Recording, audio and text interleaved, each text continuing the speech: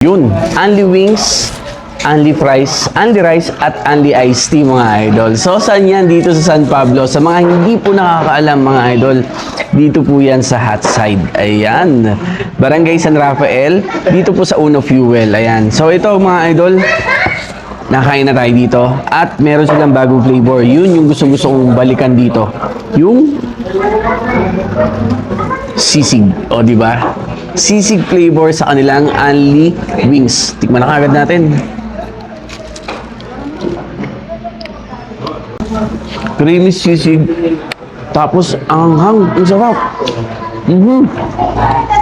Alam niyo, malapit na rin siya sa dinakdakan. Ganun yung lasa. Harap. Hindi mo mawala yung mga favorite yung flavor dito. 21 flavor yata yung pamimilian nyo para sa only wings, no? So, syempre, buffalo.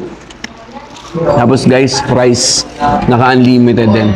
At isa pa, meron sila ditong only buffet every Friday, Saturday, Sunday for only 329. O, di ba? So, yun guys, sa mga hindi po nakakalam, punta na kayo dito sa Hot Side. Dito lang po sa Barangay San Rafael, San Pablo City. Kain. Pakita ko yung buffalo. Ito yung buffalo. Labot, no? Guys, yun na yung manok. Hiwalay sa buto. Ganyan kasarap. Thank you.